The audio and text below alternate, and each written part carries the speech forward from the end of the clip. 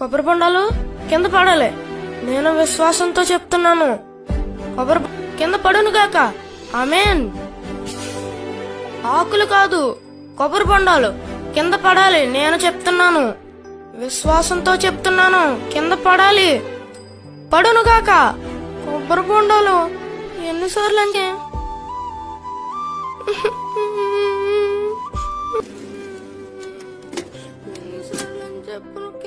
పౌలు గారు, పౌలు గారు, పౌలు గారు. తాతయ్య గారు లేరు అంకుల్, ఊరెళ్ళారు. తాతయ్య గారు లేరమ్మా.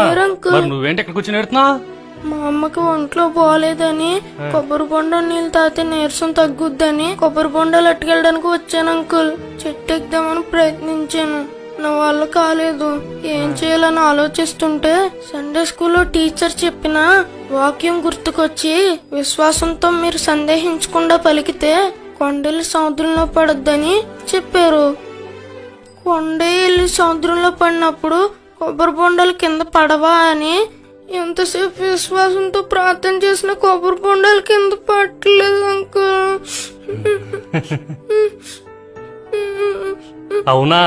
నువ్వు చెప్పినట్టే జరిగింది చూడు. అవునా అంకుల్? ఎలా అంకుల్?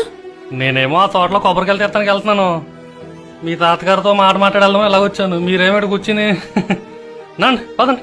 మీకెన్ని బొండాలు కావాలో చెప్పండి, తీస్తాను. అక్కడ కూర్చోండి, మొత్తం తీసి పడేస్తాను బొండాలు. Thank you uncle. పదండి. ఎన్ని బొండాలు కావాలేంటండి? కొన్నే సరిపోతాయి అంకుల్.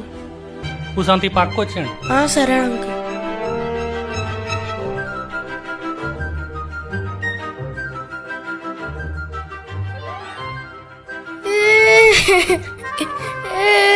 కొబ్బరి బొండాలు నాకు ఇంకా కావాలి, నాకు ఇంకా కావాలి.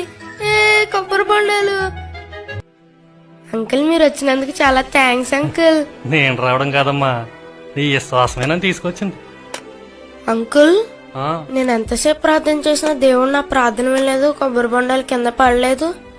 ఎందుకు అంకుల్? కొబ్బరికాయలు కింద పడలేదా? మరి ఏంటి? మీరు వచ్చి తీశారు కాబట్టి కింద పడ్డాయి. అవునా? మరి నన్ను ఎవరు తీసుకొచ్చారండి? మిమ్మల్ని అంకుల్. అది నువ్వు ఆకలేసినప్పుడు అన్నమే తింటావా, ఏదో ఒకటి తిని కడుపు నింపుకుంటావా? అన్నం ఉంటే అన్నం తింటాను, లేకపోతే స్నాక్స్ ఫ్రూట్స్ తిని కడుపు నింపుకుంటాను. మరి అవును కదా, మన దేవుడు ఎలాగైనా కార్యం చేయగలడు. మరి నువ్వు అనుకున్నావు కొబ్బరి బొండాలు అట్లా కింద పడాలనుకున్నావు. నేనేదో కొబ్బరికాయలు తీతకు అలాగే వెళ్తాం ఏంటో, మీ తాతయ్య గారితో మాట్లాడాలని ఇక్కడ దాకా వస్తాం ఏంటో, మీరు ఇక్కడ బొండాల కోసం కూర్చోడం ఏంటండి? ఇదంతా ఎలా జరిగింది? ఇదంతా నీ విశ్వాసం వల్లే జరిగింది.